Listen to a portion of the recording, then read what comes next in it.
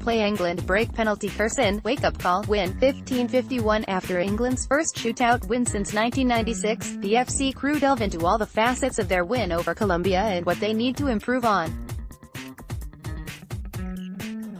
15:51, 7:08 p.m. ETMOSCOW. In a tournament full of beautiful play, eye-popping wonder goals and grandstand finishes, there was, finally, the black eye.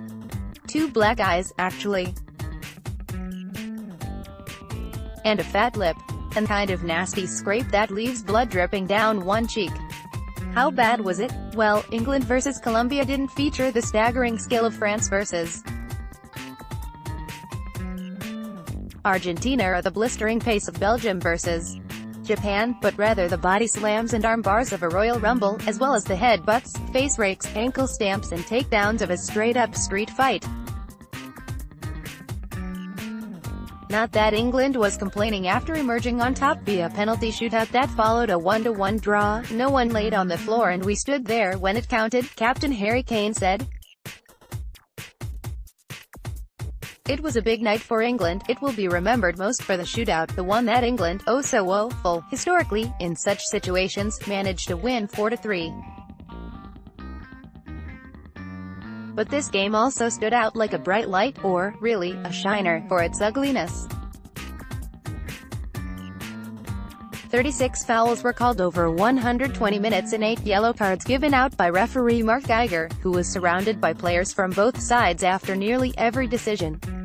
With England and Colombian tempers threatening to boil over at times, American referee Mark Geiger had his hands full. Alexander Nemanov, AFP, Getty Images. England fans and players were livid that Geiger did not send off Wilmer Barrios while bodying up Jordan Henderson before a first-half free kick. The Colombian raised his head backward and up into Henderson's chin.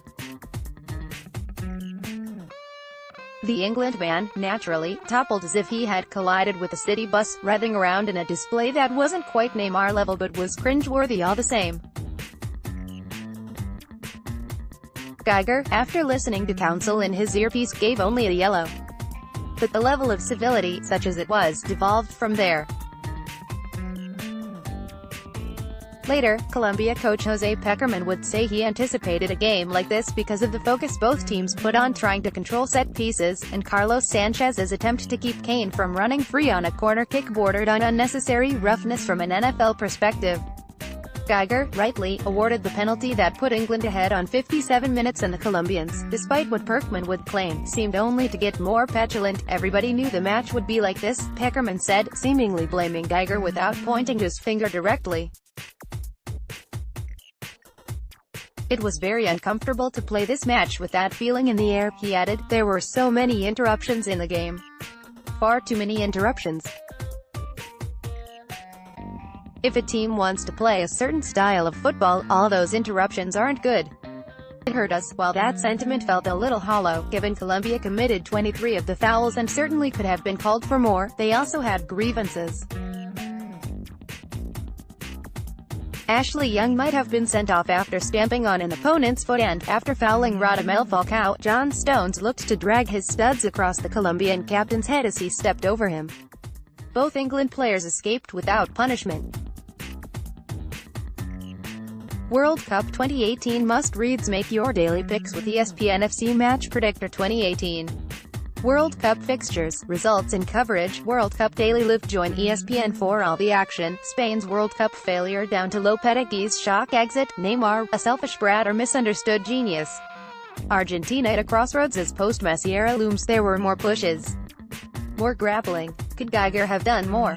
Perhaps so. At a minimum, his tolerance for players storming after him and protesting his decisions contributed to the feelings of chaos. However, the referee can also only officiate the game that the players choose to play in front of him. And with star scorer James Rodriguez out injured, Colombia offered so little in attack that their grit seemed the only way they could control the game. It was strange, as they are not typically a team thought of as so cynical. Uruguay, perhaps, but not usually. Pekerman and Colombia, we didn't rise to it, which was brilliant, England manager Gareth Southgate said, before conceding. In general, there were a couple of occasions when we did. but overall it was exceptional. In some ways, it seemed fitting that the match would ultimately go to penalties after Yerry Mina evened the score in second-half stoppage time.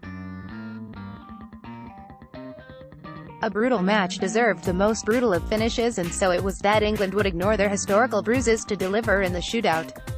At the end of an evening with so much rancor, it was that simple: a shot, a miss, a shot, a goal.